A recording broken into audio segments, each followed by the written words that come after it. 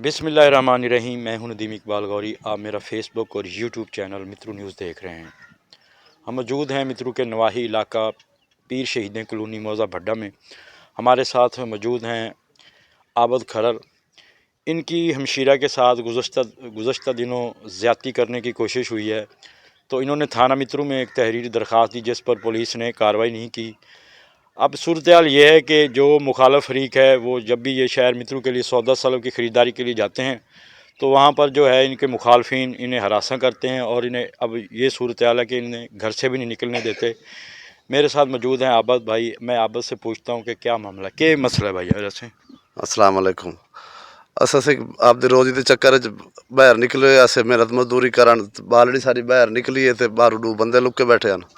उन्हें जबरदस्ती करने की कोशिश की है, बालड़ी हाल दाड़ गती है, बंदे आ गए, उन्हें फद्दा छुअर नू फादते तो अस 15 की है। पुलिस इतों बंदा लै गई, पुलिस अग्गा वाई छोड़ दिता। साड़ी कोई पुलिस नहीं सुनती पई, ना कोई साड़ी कोई कार्रवाई होती पई है। तो दूजे ने उन्हें आ बल्कि सारे बंदे सारे पैन जख्मी कर मार मार के उन्हें बुरा हाल कर दिता।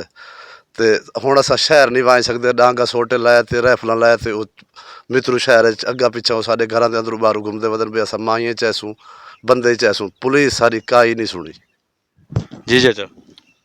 अस्सलाम वालेकुम। साढ़े मेरी बच्ची मेरी भतीजी है, उन्हें वो गई अपना प्यार पैर अंदर तो ज्यादती की है। उन्हें पकड़ लिया बच्चे असादा महीने में दूर से निकले ऐसे उन्हें ज्यादती की है। तो असा बस इल्तजा की है, पुलिस ने सदा है, पुलिस ने बंदा रेट दिता। अस आखा सके शोर शराबा करना है, पुलिस वाले बगैर साढ़े पुछे दसे बंदा रेट दिता ने, न पुछे ने न दसा ने। चलो बंदा रेट दिता ने, चलो उन्हें पुलिस का कम हो सी जो हो सी।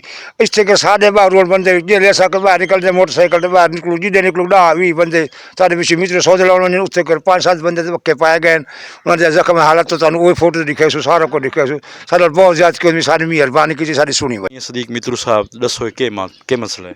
अस्सलाम वालेकुम भाईजान। मसला है सी, मैं इन्होंने घर के करीब रहना, मेरे काश्तकारी है, इतने ट्यूबवेल आया, उत्थे मौके पर बैठा मी तो यकदम दाड़ दाड़ सुनी, मौके पर आए, बंदा इन्ना फद्दा होया है।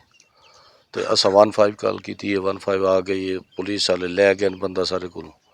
तो उन्हें आखा अस कार्रवाई करेने, तो शाम वेले पता लगे कि उन्हें बंदा छोड़ दिता। बैद इन्हों के बंदे कम अज़ कम मेरे ख्याल 25 तो 30 बंदा है, जिन्होंने हत्थ कोई सोटा है, कोई असला है, कोई कुहाड़ी है, कोई इस तरह का मसला हो। इन्हों के घर के बाहर हुआ तो इन्होंने हमला किए ने, जिन्हें 4 बंदे जख्मी इस टाइम शदीद जनाब तस्वीर दिखते पे वे। ये इतने भैन इन्हों की कोई सारी कोई पुलिस इन्हें हमदर्दी नहीं करी पी, कोई रहनुमाई नहीं। अस परचे खातिर गए हैं, उन्हें आखी जी लै आओ डाकट कटाने, लै कि मैं वनूँ लै वजन वास्ते सन जेड़े बाहर निकलते, बाहरों राइफल लैते खड़े, बाहरों कुआड़ियाँ लैते खड़े। वो सारे तो अज 3 दिन हो गए, इन्होंने बच्चे भुखे बैठे, ये बाहर निकलते सौदा सलफ ही नहीं लै सकते। सारी गुजारिश है जनाब पाकिस्तान कानून मेहरबानी की वजे कि इन्होंने हक दिता वजे, इन्होंने बच्चों को आज़ाद किया वजे, इन्होंने बच्चों के परचे दिते वजे, इन्होंने इलाज मुआवजा किया वजे, इन्होंने पट्टियाँ वगैरह जो भी है। इन्होंने जेडे किसी की एक मेरे ख्याल रीढ़ की हड्डी खत्म हो गई है, कहीं की लत्त खत्म हो गई, कहीं का सिर चीरा पी है, कहीं का नक त्रुटा पी है। मेहरबानी की वजे सारी गुजारिश है DPO विहाड़ी कि मेहरबानी करते सारे रहनमाई करें, सारे इंसाफ चाहिए, मेहरबानी करें, मेहरबानी। अल्लाह हाफिज़। के बाहर निकलिया थे, मेरे बाजू पकड़ के लै गए। तो कैसे ना मैं चीका मारियां थे, हमसाए आ गए ऊपर। ते पुलिस ने फ़ोन किया, छोआ ने पकड़ गए। ते पुलिस छोड़ दिता, पता नहीं शाम टाइम।